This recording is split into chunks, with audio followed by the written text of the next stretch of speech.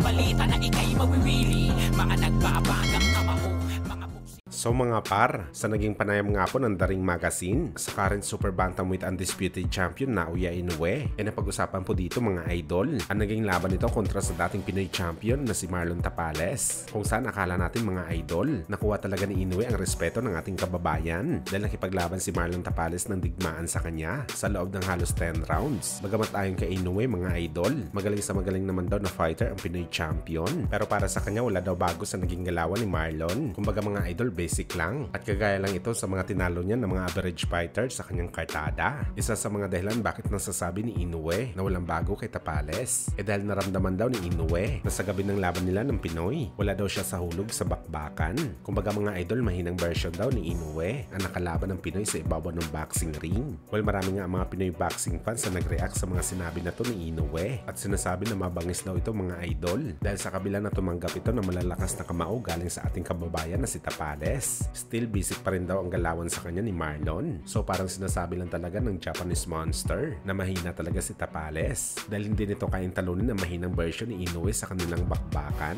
Well, gayon pa man mga idol ang mga sinabi ni Inoue para lamang talaga kay Inoue. Pero para sa atin mga idol, base sa nakita natin sa galawan ni Inoue, nag-uumpisa na mag-adjust ang kanyang katawan sa super bantamweight salungat sa mga sinabi ng Hapones na mahinang version na nakita natin na galawan nito kontra sa Pinoy. Masasabi natin mga idol na nag-a-adjust ang katawan ni Inoue dahil nakakaramdam na ito ng bigat at lakas ng isang tunay na 122-pounder. Kung mapapansin nyo mga idol, bawat makakatama ng suntok si Tapales sa kanya, halos umiwalay ang ulo ni Inoue sa katawan niya. At kung pagbabasihan natin mga idol, ang mga laban ni Inoue sa bantamweight, hindi pa ito nangyari sa kanya maliban lamang sa laban nito sa ating Filipino Flash. Ito mga idol para lang sa opinion natin. Hindi tayo kumbinsido sa mga sinabi ni Inoue na mahinang version sa kanyang sarili ang nilabanan ni Marlon Tapales sa bakbakan.